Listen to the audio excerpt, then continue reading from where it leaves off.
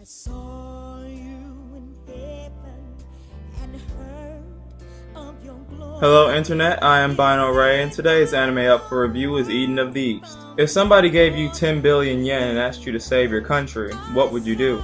The answer to that question is what 11 people that shall eventually be known as the Celestial must now figure out. After receiving a mysterious phone, each person is told that they are now participating in a game, with the winner being the one who puts Japan on the path of salvation, resulting in all of the losers being terminated. Lack of activity, only spending money on yourself, or running out of money before the game is over will also end in termination. Each Celestial is connected to a personal concierge known as Juice, who will do everything in her power to fulfill a request, regardless of the legality involved. This results in a battle of ideals and ingenuity in the attempts to become Japan's savior. The series mainly revolves around Celestial number 9, who suddenly ends up with no memory naked in front of the White House. He must now not only piece together his memory, but his involvement in the Celestial game. Despite this, he maintains a confident and optimistic persona, tackling everything that comes his way with optimism and charisma. This makes him not only a likable character, but a welcome departure from this trope's norm. Then there's Saki, a young woman in her last year of university just trying to find her place in the world. She attempts to throw a coin at the White House fountain from outside of the gates to assumably make a wish for luck. Honestly, I would have loved to be a mind reader when she came to the conclusion that this was a good idea. Obviously, that causes her to get in trouble, and she is then subsequently saved by a naked man, aka Celestial number 9. They end up attaching to each other and work together to solve each other's problems.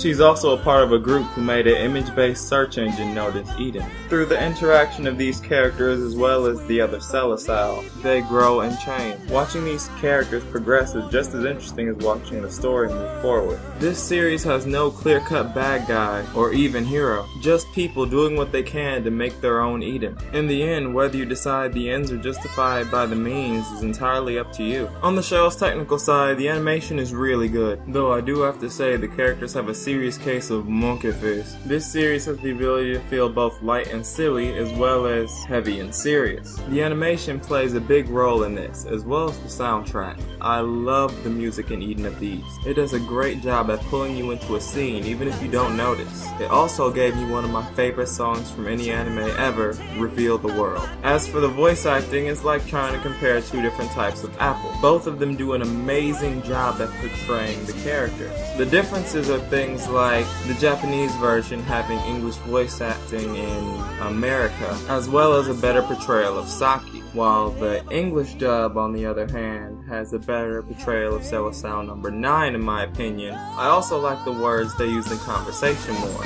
It literally comes down to taste. Eden of the East makes you think about society and what role you want in, or what role you would take to try to change it, and especially what you would do if you were given a magic phone with 10 billion yen. For all these reasons and more, I'm awarding this anime with the Noblesse seal. This anime would definitely be a welcome addition to your collection, or at the very least the next thing you watch on Netflix or Funimation's website. Important side note, this anime is split into one 12-episode series as well as 2 sequel movies, and to get the full effect you will need to watch them all together. This anime was written and directed by Kenji Kamiyama, animated by Studio IG, and licensed by Mad Men, Funimation, and Manga Entertainment. Well, that's it. Noblesse oblige. I pray for your continuous support as a subscriber.